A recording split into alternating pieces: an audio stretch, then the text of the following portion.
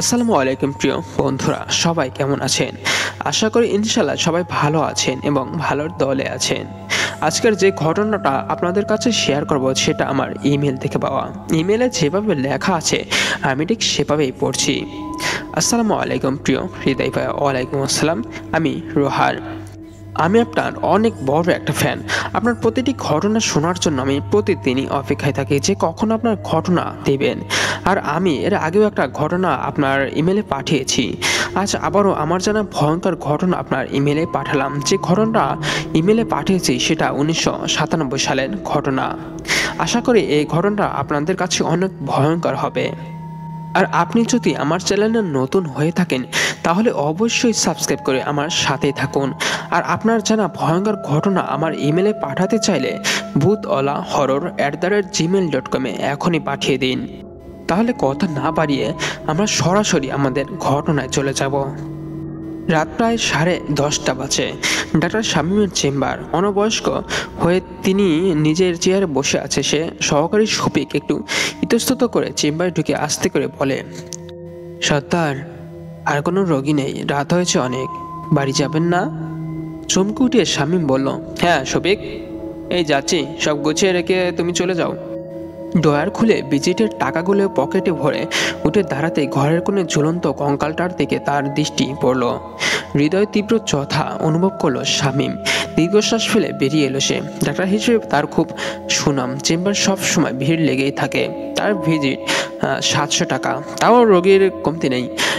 এছাড়া সে নামকরা একটা হাসপাতালের প্রফেসর। প্রচুর উপার্জন তার। এত টাকা দিয়ে কি করবে সে? একা মানুষ, গরিব আত্মীয় স্বজন, এতিম অসহায় এদেরকে দান করে দেয়। ফ্ল্যাটের ডাক্তার ঢুকতে মিষ্টি মধুর একটা কণ্ঠস্বর বলে উঠল, বাকি রাতটুকু শেষ করে এলেই তো পারতে। আমি যে একা থাকি, এত রাত পর্যন্ত না খেয়ে অপেক্ষা করি, সাহেবের খেয়ালই থাকে না। হাসি মুখে শামীম বলে, রাগ করো না লক্ষ্মীটি, এত রোগী থাকে কাউকে ফেরাতে পারি না। আর কতদিন না বলেছি আমার জন্য অপেক্ষা না করে খেয়ে নিও, বেগম সাহেবের খেয়াল থাকেই না। ঝংকার দিয়ে উঠল স্বরটা। হ্যাঁ, স্বামী বাইরে না খেয়ে পরিশ্রম করছেন আর আমি স্বার্থের মতো খেয়ে নেব, তাই না? প্রিয় সখী, জেনে শুনি তো এই অধমকে বরণ করেছে তুমি। এখন রাগ করলে চলবে কেন? হ্যাঁ, নাও টাকাগুলো ধরো। এই বলে পকেটে হাত দিয়ে চমকে উঠল। স্বামী শূন্য ঘরে একা দাঁড়িয়ে আছে, আর কেউই নেই ঘরে। অবসন্নের মতো টলতে টলতে শোবার ঘরে এসে বিছানায় স্তব্ধ হয়ে বসে রইল। বিছানার পাশের ছোট টেবিলে মায়ের মুখের হাসি ছবি রাখা। কি মিষ্টি হাসি! তা দেখেই তাকিয়ে হাসছে মনে হয়। আচ্ছা, 3 বছর হলো তার ঘর শূন্য। প্রিয়তমা স্ত্রী মায়া নেই। তাকে ফাঁকি দিয়ে চলে গেছে ওই নিশি গগনে তারা হয়ে জ্বলছে। 3 বছর আগের ঘটনা। একদিন বেশ রাত হয়ে গেল শামীমের বাসায় ফিরতে। কলিং বেল টিপল, দরজা খুলল না। কিছুক্ষণ অপেক্ষা করে আবারও বেলটি টিপল। না, মায়া না বুয়া, কেউ আসছে না। দরজার চাবি একটা তার কাছে থাকে, সেটা দিয়ে দরজা খুলে ঢুকে অবাক হলো সে। পুরো ফ্ল্যাটে অন্ধকার, কোনো ঘরেই আলো জ্বলছে না।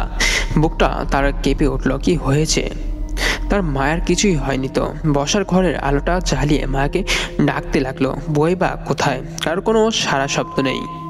সব তছনছ, যেন জ্বর বয়ে গেছে ঘরটাতে। আটকে উঠলো, হাত পা ঠান্ডা হয়ে গেল ওর। দৌড়ে বাথরুমে ঢুকেই আর্তনাদ করে উঠল। মায়া পড়ে আছে মেঝেতে। শরীরে একটা সুতো নেই, মুখ বাঁধা, বিস্ফোরিত খোলা চোখে আতঙ্কে এবং কষ্টের ছাপ স্পষ্ট। অবিষ্ট দেখার দেখেই বুঝলো মায়া আর নেই এই পৃথিবীতে। উন্মাদের মতো ছুটেছে সযত্নে কোলে তুলে নিয়ে এসে বিছানায় শুয়ে চাদর দিয়ে শরীরটা ঢেকে দিল তার। তারপর পুলিশ জানালো। পুলিশ তন্ন তন্ন করে খুনির আলামত খুঁজতে লাগলো, কিন্তু কিছুই পাওয়া গেল না। বুয়া অজ্ঞান হয়ে রান্নাঘরেই পড়েছিল। তারও হাত মুখ বাঁধা, মাথায় আঘাত করা হয়েছিল। জ্ঞান ফিরলেও সে কিছুই বলতে পারল না। সে রান্না করছিল, হঠাৎ পিছন থেকে মাথায় বাড়ি দেয় কেউ। না, কাউকে সে দেখতে পায়নি, তবে কলিং বেলের আওয়াজ পেয়ে দরজা খুলে বেরিয়ে এসেছিল। বসার ঘরে ভাবি টিভি দেখছিল। ভাবি বলল, তুমি যাও, আমি দেখছি কে এলো। তারপর কি হয়েছে সে বলতে পারবে না। কেবল একজন পুরুষের অস্পষ্ট স্বর শুনতে পেয়েছিল এবং কতক্ষণ পরে আচমকা তাকে পিছন থেকে আক্রমণ করে। পোস্টমর্টমে জানা গেল মায়াকে একাধিকবার ধর্ষণ করে গলা টিপে মেরে ফেলা হয়। খুব পরিকল্পিত এবং ঠান্ডা মাথায় কাজটা করেছে খুনি। অতিমাত্রায় সাবধানী ছিল, হাতে দস্তানা পড়েছিল, তাই কোথাও হাতের ছাপও পাওয়া যায়নি। পাশবিক অত্যাচারের ধরন থেকে আন্দাজ করা যায় যে ধর্ষক আক্রোশ মিটিয়েছে মেয়েদের সাথে। ফ্ল্যাটের গার্ড সে সময় বাথরুমে গিয়েছিল, সুতরাং সেও কিছু বলতে পারল না। গেট অরক্ষিত রেখে যাওয়া তার ঘোর অন্যায় হয়েছে। চাকরি থেকে তাকে বরখাস্ত করা হয়েছে, কিন্তু আর কি হবে, যা হওয়ার তো হয়েই গেছে। কোনো পাষণ্ড মাকে এমন নিষ্ঠুরভাবে মারল কেন? কাউকে সন্দেহ করে কিনা শামীম জানতে চাইল। পুলিশ কিন্তু সে বলতে পারলো না। ওদের দুজনেই আত্মীয় স্বজন বা বন্ধু বান্ধব তেমন ছিল না, সুতরাং কার নাম বলবে? অনেক চেষ্টা করলো পুলিশ, কিন্তু খুনি ধরা পড়লো না।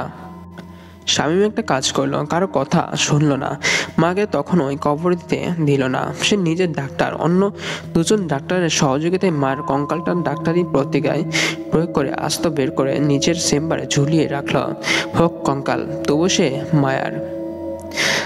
ওর চোখের সামনে থাকবে মায়া, তার ভালোবাসা। এরপর শরীরের সব অংশ দাফন করে দিল।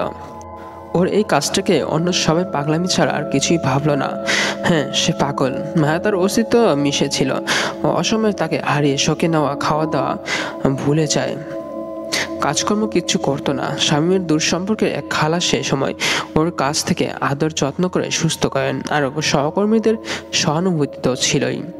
নিজেকে সুস্থির শান্ত করে অবশেষে কাজের বয়স্ক থেকে মাকে ভুলতে চেষ্টা করে। সে যেন এক যন্ত্র, বেঁচে থাকতে হবে তাই আছে। আত্মহত্যা মহাপাপ, আল্লাহ কখনোই পাপ মাফ করবেন না, তাই নিজেকে শেষ করতে পারেনি। মায়াবিনের শামীম যেন আত্মা ছাড়া শরীর। এরপর শামীম আর কাউকেই সহ্য করতে পারে না, একা থাকতেই পছন্দ করে। খালা বুঝলেন ওর মানসিক অবস্থা, আবার বিয়ে করতে বললেন, কিন্তু শামীম রাজি হলো না। বুয়াকে বিদায় করে একজন কম বয়সী ছেলেকে রাখলো, রাজু, যে তার সব কাজ করে। টান্নাও চেম্বার থেকে ফিরে শান্ত দেহে কোনো মতে সামান্য কিছু খেয়ে শুয়ে পড়ে সে। বিছানা শুতে সিনেমার মতো চোখ ভেসে উঠতে থাকে অতীতের মধুর স্মৃতিগুলো। মাকে প্রথম দেখে শামীম তার চেম্বারে চাচাকে নিয়ে এসেছিল ডাক্তার দেখাতে। আবার মায়ের মা বাবা মারা যান অনেক আগেই। চাচার কাছে মানুষ সে। চাচারও একটা তরুণ অতীত ছিল। স্ত্রীও একমাত্র ছেলে চাঁদপুরে আত্মীয় স্বর বাসায় বেড়াতে গিয়েছিল। ফেরার পথে লঞ্চের ডুবিতে বহু যাত্রীর সাথে তারা মারা যায়। এই সহনীয় যন্ত্রটা তিনি ভুলতে চেয়েছেন মায়াকে নিয়ে। এতে মেয়েটিও পিতৃস্নেহ লালন পালন করেন। অপূর্ব শুনতেই মেয়েটিকে দেখে স্বামীর মাথা ঘুরে যায়, এবং সুদর্শন স্বামীও বুঝতে পেরেছিল মায়ের তার প্রতি দুর্বল। অসুস্থ চাচাকে ডাক্তার দেখাবার সূত্র ধরে দুজনের পরস্পরের খুব কাছে চলে আসে। চাচার কাছে স্বামী তার সহকর্মীর মারফত মাকে বিয়ের প্রস্তাব দেয়। স্বামীর মতো এত উপযুক্ত পাত্রকে অপছন্দ করার প্রশ্নই নেই। আদরের ভাইজির সুব্যবস্থা হয় তিনি অত্যন্ত খুশি মনে সম্মতি দেন। বেশ ধুমধাম করে বিয়েটা হয়ে যায়। উভয় পক্ষের কম নিমন্ত্রিত অতিথি হয়নি। আনন্দের সবাই নব দম্পতিতে শুভেচ্ছা জানিয়ে দাওয়াত খেয়ে গেল। স্বামীর শূন্য ঘর মিষ্টি বউয়ের আগমনে পরিপূর্ণ হলো। উভয়ে মনের মতো জীবন সঙ্গী পেয়ে খুশির জোয়ারে ভেসে গেল। চাচা আগেই অসুস্থ ছিলেন। স্বামী আন্তরিক চেষ্টা করেও ওনাকে ধরে রাখতে পারল না। স্ট্রোক করে মারা গেলেন তিনি। দ্বিতীয়বার পিতৃহারা হয়ে মায়া খুবই কষ্ট পেল, কিন্তু স্বামীর প্রাণডালা ভালোবাসা ও সপ্রেম সাহর্যে মায়া স্বামীকে অবলম্বন করে নতুন করে বাঁচার প্রেরণা পেয়ে স্বপ্নে বিভোর হয়ে রইল। মায়া নিজেকে সামনের সংসারে মন দিল। চাচাকে মনে পড়ে আর বুকের মধ্যে কষ্ট অনুভব করে। চাচা না থাকলে কোথায় ভেসে যেত। স্বামীর মতো স্বামী পেয়েছিল, তাই সহজেই শোক ভুলতে পেরেছে। যাই হোক, মাকে খুশি রাখার জন্য শামীম সিদ্ধান্ত নেয় হানিমুনে যাবে। একটু দেনমনা করে অবশেষে মায়া রাজি হয়ে গেল। হানিমুনে শামীম দেশের বাইরে যেতে চেয়েছিল, কিন্তু মায়া রাজি হয়নি।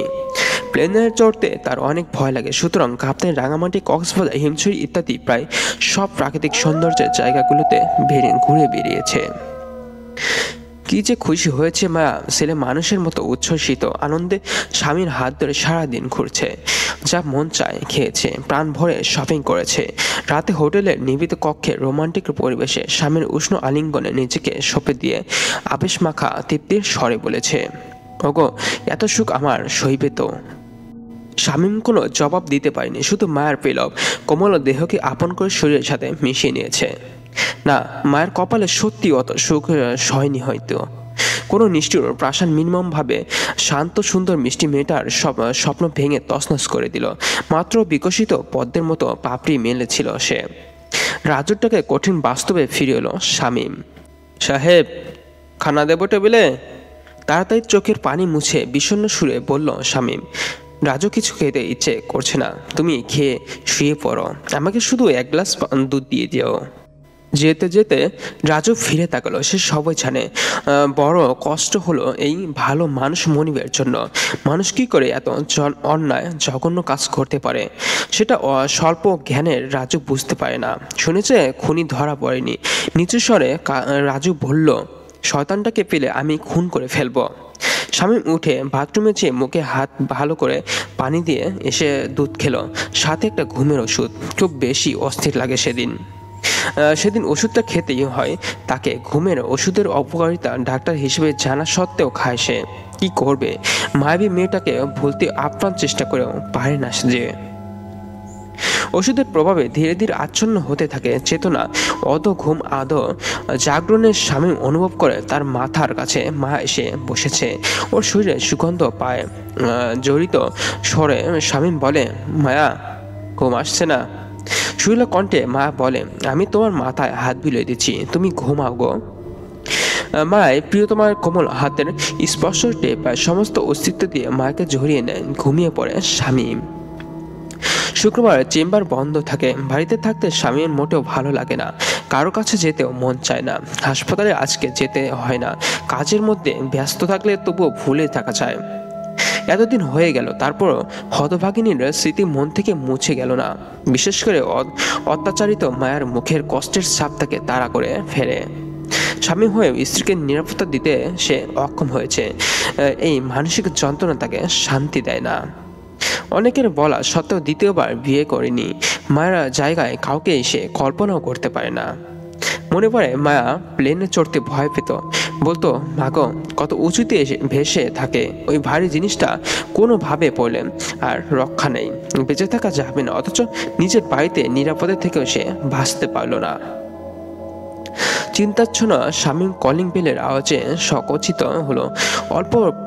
অল্প পরেই রাজু সে বলল, সাহেব, আপনার একজন বন্ধু আসছেন, দেখা করতে চায় আপনার সাথে। এত বিরক্ত লাগলো স্বামীর। কিছু করার নেই, বাড়িতে কেউ এলে তাকে চলে যেতে বলা যায় না। বসার ঘরে এসে দেখলো আসাদ বসে আছে। পুরনো বন্ধু, আগেও বাসায় এসেছে, মাঝখানে বহুদিন আর আসেনি। স্বামী জোরকে হাসি আনলো মুখে। আরে তুমি, কি খবর, আর কেমন আছো তুমি? এতদিন কোথায় ছিলে? হ্যাঁ। রাজুকে নাস্তা আনতে বলে বসলো শামীম। আসাদ তো হাসি মুখে জবাব দিল, আমি ভালোই আছি, এতদিন আমি রেখেছিলাম, তোমরা কেমন আছো? ভাবিকে দেখছি না যে, কোথায় সে? ডাকো, তার হাতের চা স্বাদ এখনো বলতে পারিনি। মায়া নেই, সংক্ষিপ্ত জবাব দিল শামীম। বাইরে গেছে বুঝি শপিং এ? না, মায়া মারা গেছে। আতকে উঠলো আসাদ। বলছো কি তুমি? কিভাবে? শীতল স্বরে শামীম বলল, ওকে খুন করা হয়েছিল। চমকে উঠলো আসাদ। খুন? কেন, আর কে করেছে? খুনি কি ধরা পড়েছে? গম্ভীর হয়ে গেল শামীম।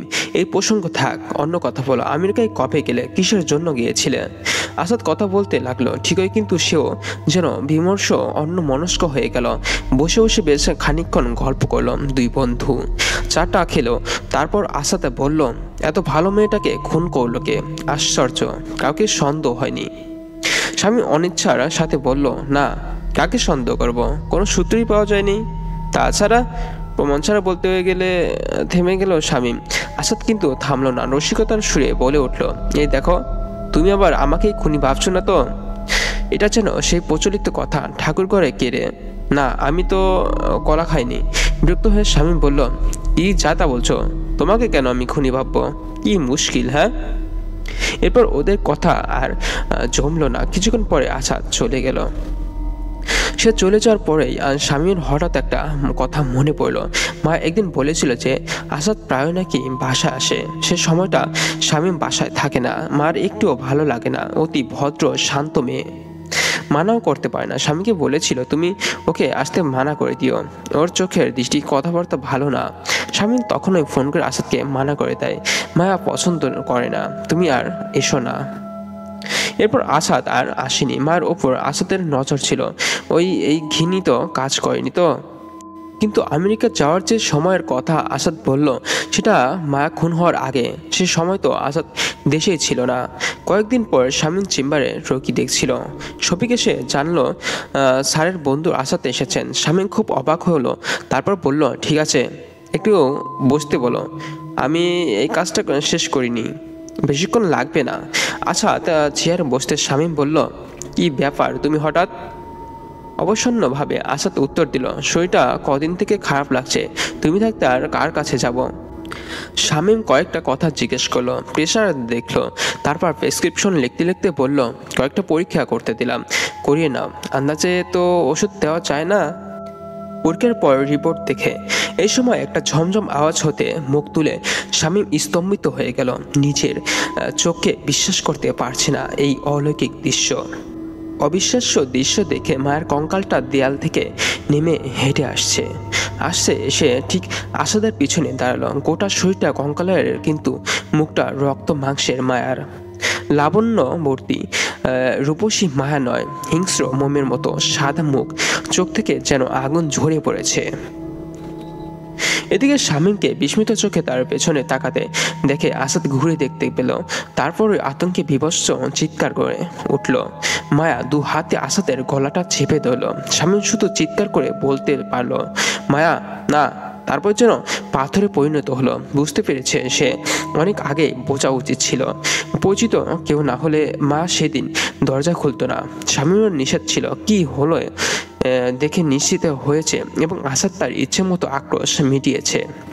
খুনটাও করেছে পরিকল্পনা করে, কারণ মায়াকে বাঁচিয়ে রাখলে পুলিশ তো বটেই, শামীমও তাকে ছাড়তো না। প্রিয়তমা স্ত্রীকে লাঞ্ছিত করার জন্য খুন করে ফেলতো আসাদকে। মুখোশধারী শয়তানটার গলাটা চেপে ধরে অপার্থিব ভয়াবহ স্বরে বলল মায়া, ইবলিশ জানোয়ার, কত মিনতি করেছি, হাতে পায়ে ধরেছি, কিন্তু ছাড়িসনি তুই। এতদিন সুযোগের অপেক্ষায় ছিলাম, আমাকে খুন করে তুই বাঁচতে পারবি? আমার সোনার সংসার তোর লালসায় ছাড়খাড় করে দিয়েছিস। দিনের পর দিন আমার স্বামী কষ্টে চলে শেষ হয়েছে। শেষের দিকে মায়ের স্মরণ কোন হয়ে এলো। এদিকে আসাদের অবস্থা কাহিল, দম বন্ধ হয়ে আসছে, চোখ দুটো ভয়ে চিকটে বেরিয়ে আসছে, কঙ্কালের হাত দুটো ছাড়াবার বৃথা চেষ্টা করছে। ইতিমধ্যে চিৎকার শুনে শফিক ছুটে এসে এই ভয়াবহ অবিশ্বাস্য ব্যাপার দেখে জায়গাতে জমে গেল। যত কষ্ট বেদনা পেয়েছিল আসাদকে ধরে রেখে উসুল করতে লাগলো। অবশেষে বলল, আমার স্বামীর কাছে স্বীকার কর সবকিছু, নইলে মেনে ফেলবো তোকে। রুদ্ধস্বরে বলল আসাদ, বলবো, সব বলবো, আমাকে ছেড়ে দাও মা, আমাকে ছেড়ে দাও। কাঁপতে কাঁপতে স্বীকারোক্তি দিল আসাদ। শামীম ও শফিক শুনলো। আসাদের কথা শেষ হওয়া মাত্র মায়ের বজ্র কঠিন চাপ আলগা হয়ে গেল। মৃদুস্বরে বলল মায়া, এতদিন পরে শান্তি পেলাম আমি, মুক্তি হলো আমার আত্মার। বলেই শামীমের দিকে তাকালাম। সেই অপরূপ লাবণ্যবতী মায়া দু চোখে তার অশ্রু টলমল করছে। একটু হাসলো, বেদনা হাসি, তারপরে মিলে গেল মায়ার মুখ এবং হুড়মুড় করে মাটিতে পড়ে গেল কঙ্কালটা, ভেঙে চুরমার হয়ে গেল। কোনোভাবেই তার জোড়া লাগানো যাবে না। শামীম ধীরে বলল, শফিক, পুলিশকে ফোন করো। আসাদের কথা পুলিশ অফিসারদের সামনে বয়ান দিল, অপরাধী মা খুনি। হ্যাঁ, শামীমের স্ত্রী মায়াকে ধর্ষণ করে গলা টিপে খুন করেছি। মায়ের উপর আমি অনেক দিন থেকেই আসক্তি, কিন্তু জানি আমার আশা কোনো দিনে পূর্ণ হবে না, কারণ অনেক চেষ্টা করে সতীলক্ষ্মী মায়াকে আমি ভোগ করার সুযোগ পেলাম না। অগত ঠিক করলাম জোরবর্তী আমার কামনা চরিতার্থ করব। এর মধ্যে স্বামী আমাকে ওদের বাসায় যেতে নিষেধ করার অপমানে মায়ায় আগুন জ্বলে উঠল। শামীম কোনো সময় বাসায় থাকে না সেটাও জানতামই। সেদিন ওদের ফ্ল্যাটের গাড়িটাকে ঘুষ দিয়ে তার মুখ বন্ধ করেছিলাম। মায়া দরজা খুলতে চায়নি, কিন্তু কাতরভাবে বললাম, খুব পিপাসা পেয়েছে, পানি খেয়েই চলে যাব। পানির কথা শুনে ও নরম হলো। দরজা খুলে আমাকে বসতে দিয়ে পানি আনার জন্য ঘুরতে ওর হাতটা ধরে মিনতি করে বললাম, মায়া, আমি স্বামীর চাইতে কম কিসে, আমার কাছে চলে এসো, রাজরানি করে রাখবো তোমাকে। মায়া ঝটকা দিয়ে হাত টেনে নিয়ে বলল, আপনি এই মুহূর্তে চলে যান, নইলে বুয়াকে ডাকবো, আর স্বামীকে ফোন করে এখনই আসতে বলবো, তারপর যা করার ও করবে। শুনে আমি দেরি না করে মায়াকে ঝাপড়ে ধরে প্রথমে ওর হাত মুখ চেপে ধরলাম। ও ঘরে ঢোকার আগে আমি দস্তানা পরে নিয়েছিলাম। এরপর সর্বশক্তি দিয়ে ওকে টেনে শোবার ঘরে নিয়ে মুখ হাত পা বেঁধে বিছানায় ফিরে রান্নাঘরে গেলাম বুয়ার ব্যবস্থা করতে। মায়া বাধা অবস্থায় চেষ্টা করছে নিজেকে রক্ষা করতে, কিন্তু আমার সাথে পারবো কেমনে। তারপর অল্পক্ষণ করে থেকে আসাতে আবারও বলতে লাগলো, আমি কখনোই আমেরিকায় চাইনি, কেবল বহুদিন আত্মগোপন করেছিলাম। সেদিন স্বামীর বাসায় গেছিলাম পরিস্থিতি জানতে, দেখি কেউ কিছু ধরতেই পারেনি, আর কাউকে তো সন্দেহ করে নাই। যাক, মুখে হায় আফসোস করলাম এবং স্বামীর করুণা দশা দেখে অন্তরে উল্লাস বোধ করলাম, কিন্তু তখন জানতাম না যে ধর্মের কল বাতাসে নড়ে। আর কিছু বলতে চাইল না সে। শামীম পুলিশকে কিছু গোপন করেনি, কঙ্কালের কথা সবাই ভেঙে বলেছিল, নইলে আশা তো এত সহজে খুনের কথা স্বীকার করলো কেমন করে? তার কি জবাব দিত? সবিকও সাক্ষী ছিল। তাছাড়া আসাদের গলায় কঙ্কালের হাতের হাড়ের দাগ স্পষ্টই দেখা গেছে। বর্তমান যুগের মানুষ বিশেষ করে পুলিশের অলৌকিক বা অশরীর ব্যাপার বিশ্বাস করবে না। নিকট প্রমাণের ভিত্তিতেই তারা তদন্ত করে। কিন্তু পৃথিবীতে যা হোক, অবিশ্বাস্য অনেক রহস্য আছে যার সমাধান হয়নি। মায়ার ঘটনাও এমনই একটি রহস্য। যাই হোক, পুলিশের বিশেষ বিবেচনা এই এবং সহযোগিতায় কঙ্কালের ব্যাপার গোপন রেখে মায়া হত্যা মামলার বিচার শুরু হয়। খুনি নিজেই তখন তার অপরাধ স্বীকার করেছে, তখন আর প্রমাণের দরকার ছিল না। বিচারে আসাদের ফাঁসির আদেশ এবং খুনিকে সাহায্য করার অপরাধের গার্ডের যাবজ্জীবন কারাদণ্ড হয়। শামীম মায়ের প্রতি অন্যায়ের ন্যায় বিচার হয়, অনেক শান্তি পায়, সুস্থ স্বাভাবিক জীবন শুরু করে। বেশ কিছু দিন পরে সে পুনরায় বিয়েও করে। সুন্দরী বুদ্ধিমত্তা পিয়া স্বামীর ছায়া হয়ে অকৃত্রিম ভালোবাসা দিয়ে তার সব বেদনা ভুলিয়ে দেয়। শামীম 2 সন্তানের পিতা এবং প্রিয়তমা স্ত্রীর আদর্শ স্বামী, অত্যন্ত সুখী দাম্পত্য জীবন যাপন করছে। তো বন্ধুরা, আমার ঘটনাটা কেমন লেগেছে তা অবশ্যই আমার কমেন্ট বক্সে জানাবেন। আর আপনি যদি আপনার জানা ভয়ঙ্কর ঘটনা আমার ইমেইলে পাঠাতে চান, তাহলে boothwalahorror@gmail.com পাঠিয়ে দিন। আর আপনি যদি আমার চ্যানেলে নতুন হয়ে থাকেন, তাহলে অবশ্যই সাবস্ক্রাইব করবেন। সবাই সুস্থ থাকবেন। আল্লাহ হাফেজ।